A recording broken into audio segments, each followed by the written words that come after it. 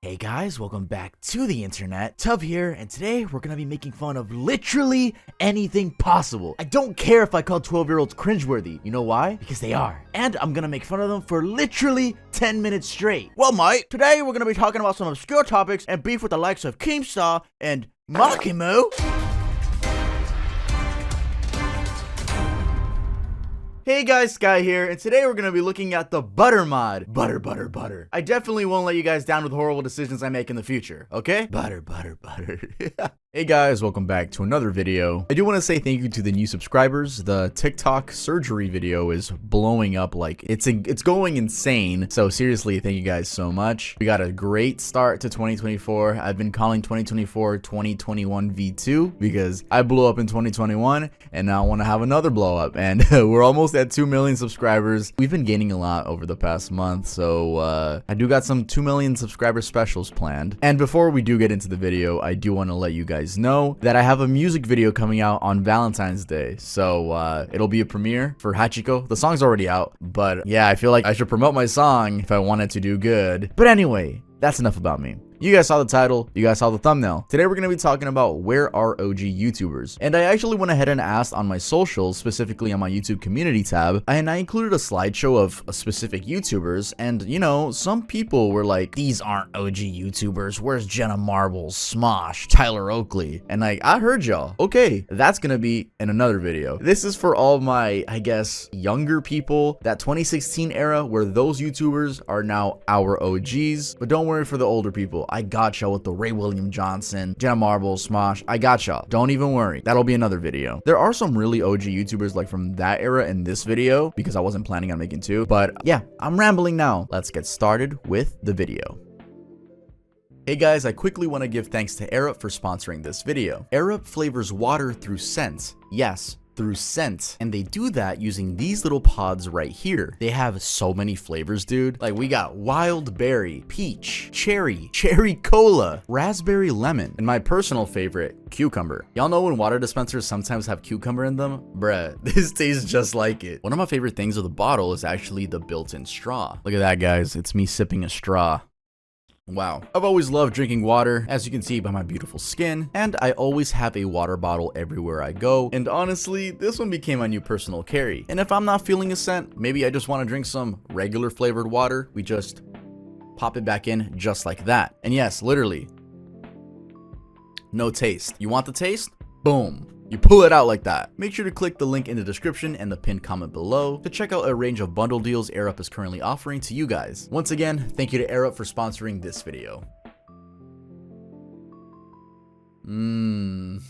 Leafyishere. Kicking us off is the infamous Leafyishere, a guy who, at his YouTube peak, had just a little shy of 5 million subscribers and who nobody would have thought would end up fading into oblivion almost like he never existed. And what's interesting with Leafy, whose real name is Calvin Lee Vale, is that he went from an OG beloved YouTube creator to being banned on almost every single platform. But this was all a doing of his own. I mean, it was literally him 100% orchestrating his downfall. Actually, let's start there, where he is now. Searching through the usual popular online platforms, YouTube, Facebook, Twitter, Twitch, etc., it's obvious that he's not really active anywhere. That also goes for newer, less popular platforms like Rumble. And while on these platforms it's kind of hard to tell where he went, I did find a bit of information on his Instagram. His last post there is this screenshot, which is basically a suspension of his Twitter account at about 903,000 followers. That post was made on September 21st, 2023, and the caption is, "See you in 6 months to 5 years when I get unbanned off one of these websites again. Thank you for all the support and money." Yeah, that just suggests that he took a break from the internet involuntarily, of course, and will come back if he's ever unbanned. Now, if you've never heard of Leafyishere and don't know why he was famous, well, it's pretty straightforward. He blew up off creating content, basically harassing other creators, and was walking too close to the fire when it came to YouTube. So much so that YouTube ended up banning him twice. Yeah, he got banned 2 times, the second one being a permanent ban. And YouTube was just one of the platforms that did away with him. Obviously, we just saw that he posted a screenshot of him being banned on Twitter, so yeah, he was banned on Twitter 3 times. Once on April 2021, then in September of 2022, and then again in September of 2023. So then the question comes along, how does one person get banned so many times? Well, like I mentioned before, it's just down to harassment. Actually, this article by The Verge captures the whole thing really well. It states that within a period of 90 days, Leafy violated YouTube's harassment policy that included, quote, cyberbullying, including malicious insults and name calling based on someone's appearance, gender, or orientation. Also, we're talking full-blown harassment here. The dude had no limit. For example, in 2016, when he was at his peak, he made fun of YouTuber Brendan Mitchell of the channel Wet Movie 1, who has a learning disability, telling him he, quote, looked like he went through 5 different strokes. In the video, now re-uploaded on a different channel by a third party, he really goes into it, adding stuff like, he looks like sadness. He looks like he's just given up. And I can't decide if he's creepy as fuck or just goofy as shit. I believe you get a sense of what his videos were like. He also did them to a lot of creators, including one named Tommy NC 2010, mocking his appearance and behavior despite the guy being autistic. That Leafy video was so damaging that Tommy later responded, saying that he was getting death threats from Leafy's followers.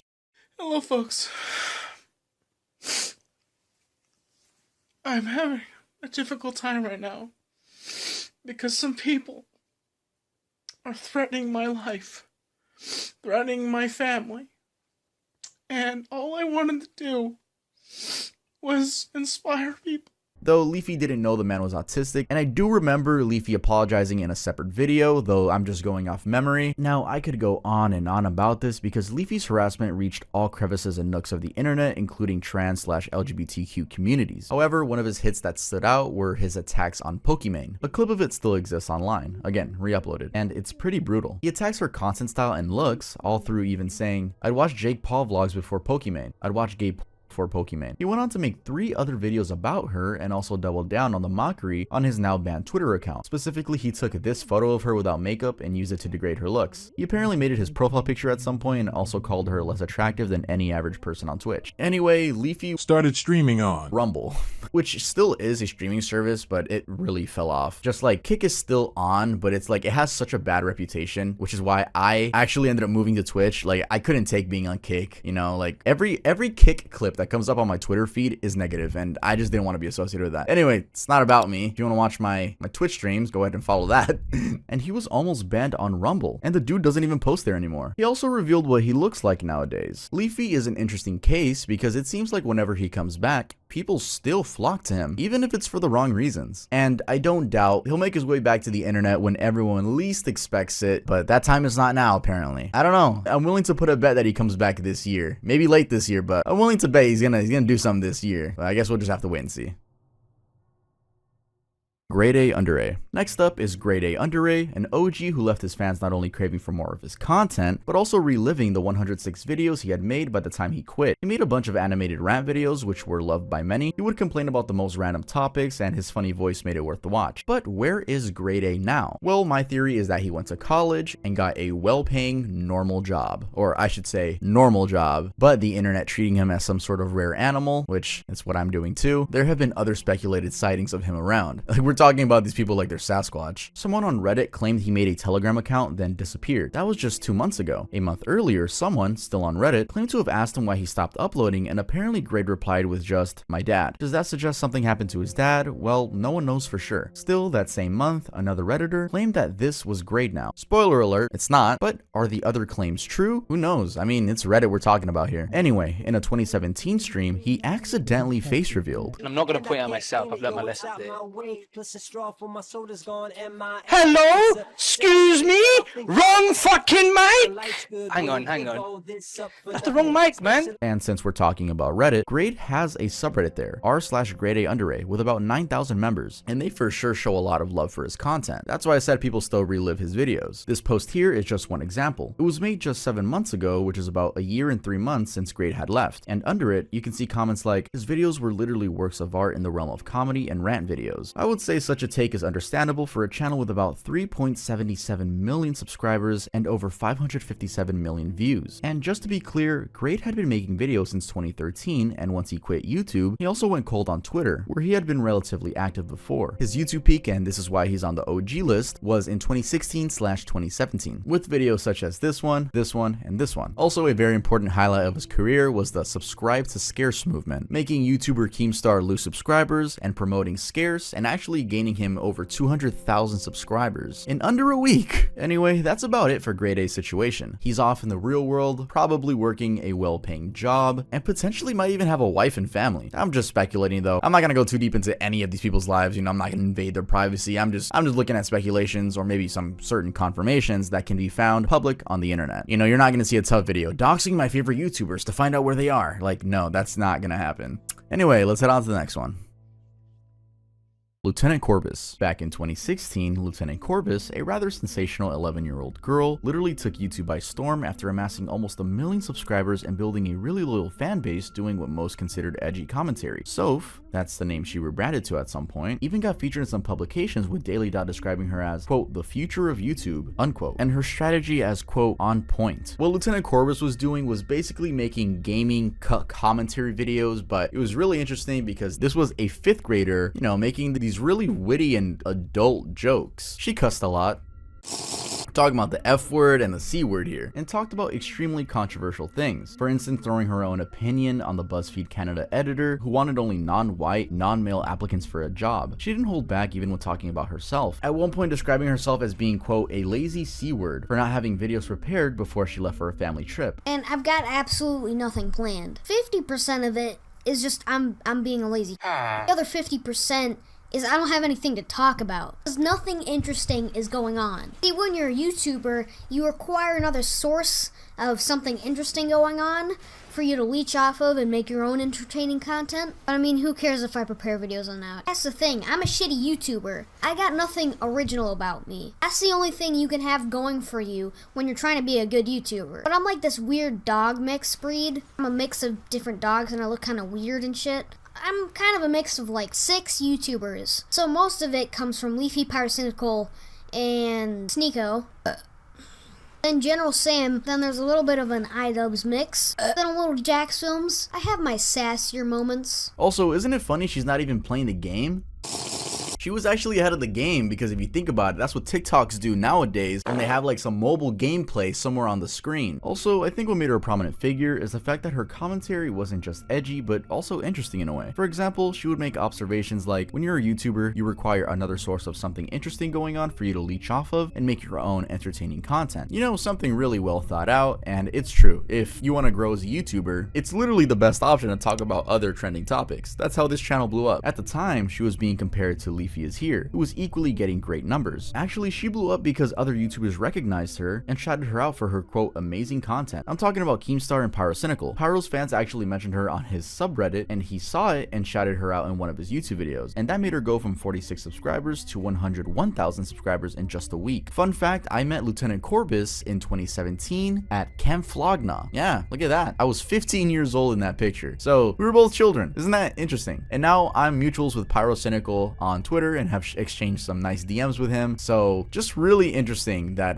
both of the people in this story I've interacted with in some way. Anyway, her career took a sudden nasty turn when she made a series of unhinged political commentaries. Apparently, in a video titled Be Not Afraid, she went all out with hateful commentary about Muslims. A specific statement that drew a lot of attention is on the screen, which I will not repeat. I mean, it's just insane to think that a 14-year-old held that all in her head, let alone said it, let alone on the internet to a bunch of other people. Still, under the Discord count, Lieutenant She doubled down on her hate, writing things like these things on the screen. Oh, and unsurprisingly, she made hate into a video series, even attacking the LGBT community in her last video, which was titled Pride and Prejudice. Where there is good, there's also bad, and this is the internet, and this is actually, I shouldn't even say that, this is the world where everyone has different opinions, so yeah, she did have people that agreed with her. Anyway, she got banned from Discord after that, and YouTube took her account down. Pretty sure she got banned from Twitter as well. Ever since the bans, it seems like Soph has disappeared from the internet. No one has heard from her since.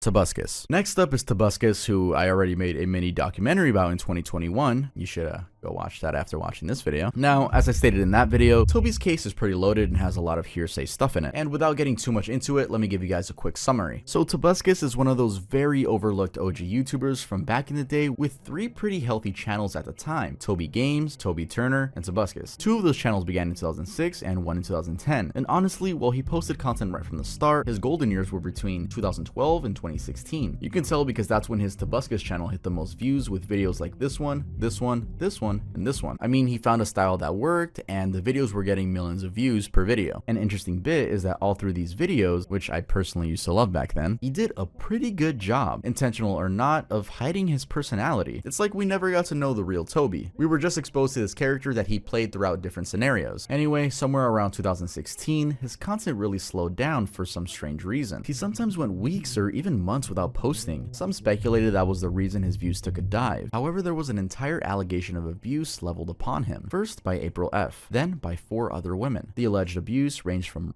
to drug use. In my time in LA, I didn't witness Toby taking Molly. I heard him talk about how he used to take it. He's tried to push weed and Molly on me plenty of times. I've taken Molly with him willingly. He always wanted me to take Molly, and the way my body reacted to Molly was literally like it obliterated my stomach. I helped him curb the drug problem. I helped that a lot. I tried to get rid of alcohol, I tried to get rid of drugs. Toby released videos, now enlisted, in response, and the reactions were mixed. Because, again, no one really knew Toby that well. Well, I'm not gonna say because, I'm just throwing my 2 cents in, but I do remember being a 14-year-old at the time and not really knowing what to think because I didn't know his personality. He was just a character on the internet. That's just some food for thought, though. So yeah, that was a really dark turn for his career because he really slowed down on the videos. And because this is supposed to be a video where we look at where the OGs are now, I did look into him. What I found is that since about 4 months ago, that's September 2023, he has been pretty consistent on the Tobuscus channel with even several videos per month. The views have not recovered though. The latest one I saw had about 11,000 views. Also, he never uploaded a single video on Tobuscus throughout 2022. On Toby Games, he dropped off in 2020 and resurfaced in 2023, but with very inconsistent uploads. On Toby Turner, the story is the same. He had been active with his vlogs up until a year ago, then went away, came back about 4 months ago, and has since just posted 2 new videos on there. On social media, it seems he's fairly active on Twitter, where he rants about everything from advising vegans to eat carnivorous animals, peace in the US, Twitter bots, and more. He doesn't have much engagement though. Also, given he'd previously done film work, he voiced Ant-Man on Marvel Avengers Academy, and played Nerval in the High Fructose Adventures of Annoying Orange, and acted in Bob Thunder and The Great Gilly Hopkins. I checked and I couldn't find any acting or voice acting projects that he has worked on since 2017. In short, while he's been around, Toby Turner never recovered from those allegations. Now, I'm not gonna say whether I think they're true or not because I don't know. But what I will say is just sad that we're in this timeline because I think in other timelines, I think he could have been a really good actor or something in the entertainment industry other than YouTube. But I guess we'll never know. Cryaotic. I think whenever we talk about the most bizarre cases around OG YouTubers, Cryaotic has to feature on that list. But before I get into that, let's start with where he is now. So anyone familiar with his situation knows that he did 2 videos before he went away. One is a live stream on Twitch, which was really more of a meltdown. Tired of fucking hiding the fucking truth of the fucking internet. That's how it is, okay? Jesus fucking Christ, everyone's fucking afraid of like hiding from, oh no, my racist viewers are going to get mad. Oh wow, your racist viewers are gonna get mad? And the other one is this one titled, We Stopped Being Genuine a Long Time Ago. Now, right at the end of that second video, which happens to be the last video he ever posted on his channel, he says, see you in the next one. Probably means nothing, but that's the first place I looked when trying to see if he's been up to anything worth mentioning recently. You know, like a new channel or a project or anything. But just like the whole of that video, it's been totally dark. As far as I know, based on how far I dug, Cryaotic is nowhere on the internet. The last traces of activity around his accounts, YouTube and Twitter, are all from June of 2020. That's of course when the allegations came out, and he sort of voluntarily just stopped making content. Now that we know he's still nowhere to be found, let me recap a bit of his past, just in case this is the first time you're hearing about this dude. So first, the reason he's an OG on the list is because he was really a hit from very early on. He started out in 2006, 18 years ago, and was comparable to PewDiePie. In fact, he did collaborations with PewDiePie, like this one, and many more. And I guess they only split ways, content-wise, as Cry went more into streaming. Making over 2,200 videos, Cry, real name Ryan Terry according to Wikitubia, curved out a loyal fan base that loved his videos and streams of games like The Walking Dead, Vampire, GTA, Left 4 Dead 2, etc., and the infusion of creepypastas and other similar stories. Now, things took took a wild turn when on June 17th and 18th of 2020, Cry was accused of grooming. A user named Lady Tia Beanie alleged that Cry groomed her when she was just 16 while he was 22, and that this lasted all the way until she was 18 when things intensified. She also revealed that Cry had been messing with his best friend's girlfriend. Cry responded in the 2 videos that I mentioned earlier, and he admitted to cheating on Cheyenne, the ex-girlfriend, with girls he didn't know were minors. Cheyenne offers proof of Cry telling her he loved her while she was just 16. Cry then posts a statement apologizing for his manic state meltdown video and promises a real apology. Further details of his inappropriate engagements with minors emerged. A whole lot of other tweets then ensued between LNC, Late Night with Cry and Russ, including Snake, Scott Jund, and Russ Money. It's a lot of content to go through, so if you want to dig in a little bit more, this Reddit thread has it all. Cry simply walked away, leaving us with the cryptic, See you in the next one. H3H3. Next on our list is H3H3. This is one of those channels that has been around for ages. Where is H3H3 now? Well, they're actually doing really well. In 2017, they jumped on the podcast bandwagon, starting the H3 podcast. With a little over 1,000 videos so far, they've amassed about 2.9 million subscribers and have about 1.2 billion views. Their numbers are overall pretty healthy, with even the streams, which they do every couple of days, getting anywhere from 800k to 1 million views. The same goes for their socials, Twitter, Instagram, and TikTok, where the engagement they get is right up there with any other leading podcast shows. Now, I wouldn't blame anyone who's surprised at H3's success, because if you go back to the original channel, it's just crickets. This original channel, which started sometime in 2011, and which has about 5.2 million subscribers, is just gathering dust, with the last video even posted there being from 3 years ago. The second channel, which is mostly vlogs by Ela, stopped posting about 4 months ago. The social accounts associated with those old channels are also pretty quiet or have pretty spread out posts. I'm talking about Instagram and Twitter. Actually, Ethan's Twitter just seems to be completely purged. They used to run this Frenemy series on their collection of podcasts that would be co-hosted by Ethan and Trisha Paytas. Back in the day, Ethan made a video on the main channel criticizing celebrities and how much they edited their photos online. Guess who was included on that list? Yep, Trisha. Who would have known this would have started one of the most popular podcasts in YouTube history? A podcast loved by many, including me, and was really known for their funny personalities and how they led this anti-David Dobrik movement in 2021. But due to some public family problems, the podcast eventually came to an end after only 13 episodes. She's really upset because she was saying how Ela doesn't like her. Ela says, don't talk about me on the podcast. All I said was we should have the guest. He's like, we can't mention Ela. She doesn't want me to talk about, oh, she's too good for a podcast, even though we were talked about. They never once consulted me at the beginning of the spring. She has a podcast. I brought life to the H3 channel, but oh, Ela's too good to even mention her name. I said nothing bad. I said like, oh, we should have her as a guest or whatever. Like that. Don't even mention Ela. She doesn't want to be talked about. Fucking. Okay. I literally don't care. Literally, I don't want to come back because I really hate her. So she always making comments about the family and how. I wasn't. That wasn't it. I said, oh, Ela should be a guest on the podcast. And you're like, don't mention Ela. She doesn't want to talk about, oh, a fucking queen. You guys can talk about my shit all the time, but her, don't mention her name. Dumb. Okay. I think we should just end it, honestly. Yeah, I think so too. To take it back even further to the H3H3 days, just a few years back, Ethan had been sued under H3H3 by Matt Haas, another YouTuber, and that was for copyright infringement. He'd done a commentary on how shitty Matt's self-scripted videos were in depicting women. Ethan won the case though, which was great for all of us because otherwise it would be a pain to overlay some clips in regular commentary videos without some wise guy getting mad and filing a copyright claim or a copyright strike. This was a really cool thing he did for YouTube, and I will always respect that they fully went to court with this and won. In short, they abandoned their sketch comedy YouTube channel in exchange for a podcast career, which, whether you like the decision or not, it seems to be treating them very nicely. Remember guys, just because we stop watching someone doesn't mean they can't be successful in any other avenue.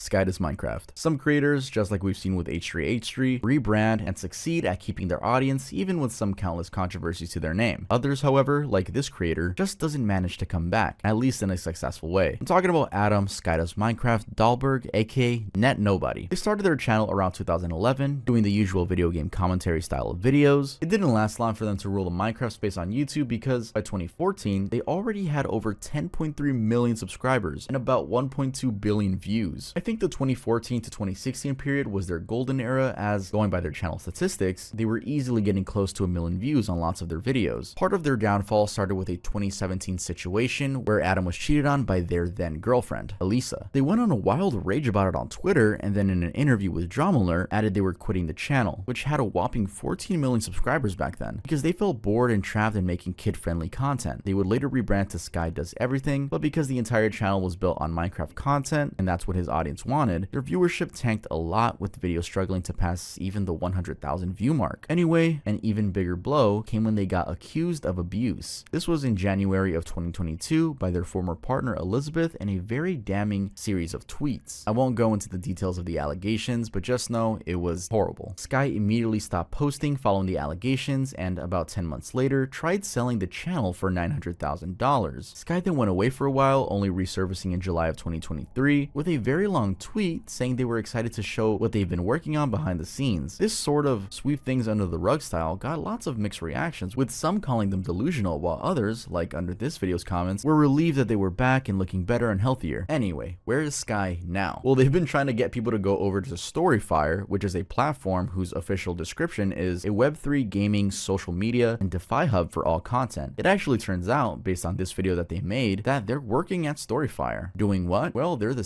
COO. That's even what they have on their Twitter username. In the video, posted 4 months ago, they also revealed that they're working on a documentary to tell their side of things. It also seems they've been posting more on Storyfire, with the latest video there being from January 10th. The views are very brutal though. And speaking of January, earlier in the month, they made an announcement that they're going into, quote, music hibernation, just for a little bit to finish their album. The first song, I guess, from the album is out, again, available on Storyfire. Although, to be fair, the song can be found on YouTube. Overall, it seems Sky has their hands full in the meantime. The mixed reactions upon their return could mean things could go fairly well or really bad. I guess we'll just have to wait and see.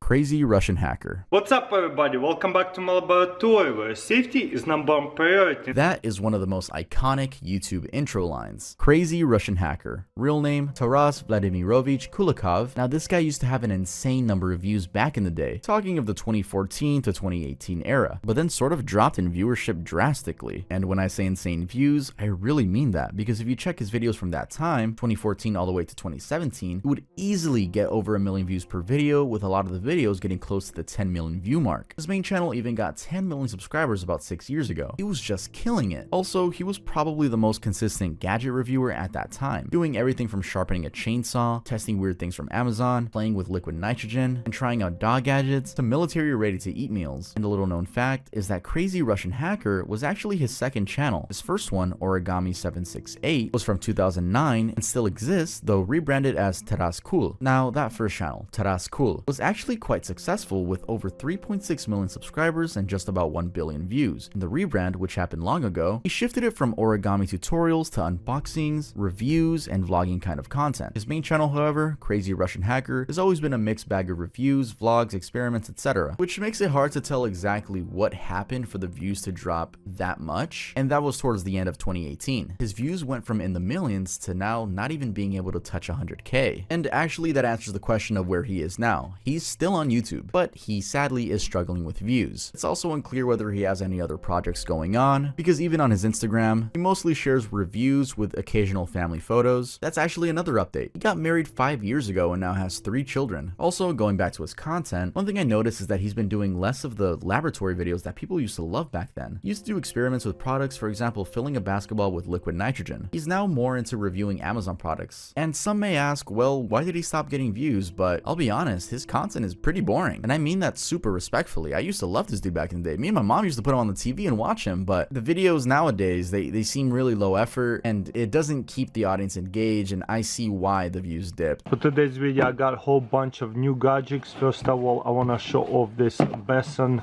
knives. This is Maca Blade Blackout, and this one is Audi Green G10 Titanium, so all new. But yeah, definitely has to adapt with the times. The only controversies I could find about him are this one from 2016, where YouTuber Thunderfoot called him a plagiarist and DMCA abuser, and this Reddit post where some random person tried to call him out for not speaking out during the Russian-Ukraine war. Other than that, he's just a normal husband and father now.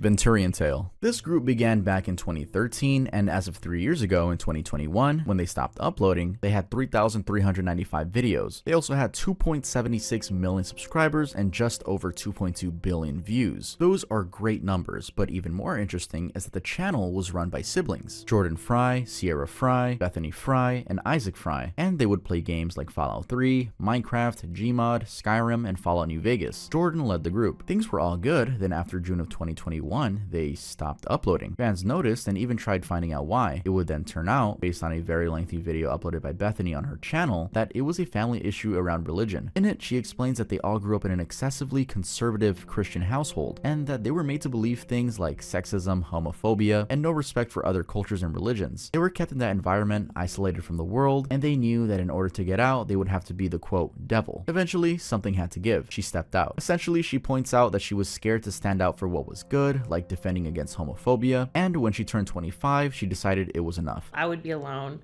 Never had an experience with making friends outside of my siblings. And as silly as it is, I feel like a child at 25. And I feel like I've never grown or had a chance to be myself or find what I like or who I am or what I believe because I've never had the opportunity.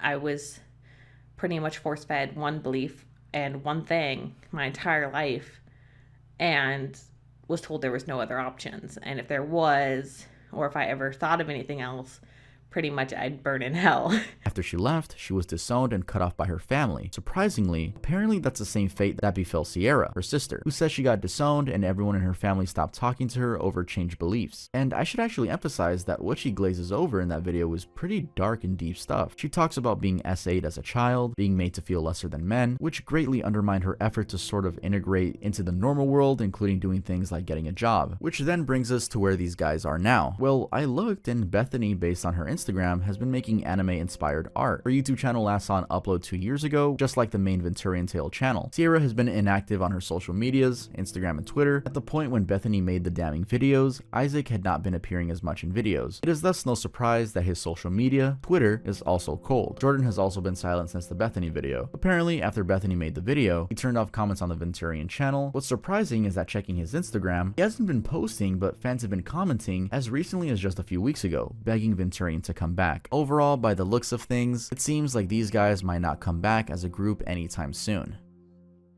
Bart Baker. Next up is Bart Baker. Some of you guys may not know who this person is, but we'll just start with where he is now and then go back to why he blew up. So, where is Bart Baker? Well, based on a video that he made in August of 2021, he should be in America. I'm saying should because I'm not 100% sure, but in the video, he said he wanted to move back to America because he missed his family and friends and hadn't been able to go back and forth between the US and China. Then, besides moving back, he's been trying, or at least tried, to promote an NFT token on his TikTok. His Instagram and Twitter are cold for the most part, with his Twitter bio suggesting he doesn't, quote, do social media anymore anywhere. And I have to emphasize the crypto bit because he also mentioned in his WTF Happened to Me video saying that he was obsessed with it and it was taking up all his time. He even went on to list some crypto coins related to the carbon credits industry that he was investing in. Now, if you don't know, last month I made a video on influencers promoting crypto scams. So I was just a bit curious about what became of these tokens he was so confident in back in 2021, but not curious enough to try to track all of them. What I did find out though was that Sonar Ping has sort of come back up in value just this month after depreciating throughout the whole of 2022. That's absolutely not financial advice, just in case anyone wanted to take it that way. Still though, the shit's worth less than a penny. Anyway, now to his background. Baker is an OG YouTuber when it comes to music parody videos. His channel, which started back in 2006, was built around doing parodies of popular US songs, and he was getting tons of views on each video. With just 205 videos in total, he got about 3.3 billion views and just about 9.8 million subscribers. Now, why did such a successful creator decide to just stop uploading in 2018? Well, it has to do with YouTube changing its focus. Apparently, YouTube dropped channels that weren't family friendly from their preferred program, which meant directly less revenue for a channel like Baker's. In an interview with Vice News, Baker does actually say that the drop in performance had him even going to therapy. Also, he got copyright claimed a lot due to using other people's music and creating the parodies. Around that time, he got an offer from a company in China to do videos for them on China's version of TikTok, Douyin. Basically take a video posted by other users on Douyin, translate the lyrics, sing it, and then post it, like this one for example. 这首歌也太火了，不知道英文版是什么感觉。 He became so popular, getting 10 million followers within a month of just starting. By August of 2021, he had over 21 million followers. He was doing concerts and even went to the biggest TV shows over there. I believe he still makes videos for Douyin because, as per his 2021 update video, he said he'd be doing the videos even more after he moved back to the US. So yeah, there's a little update on Bart Baker for you guys.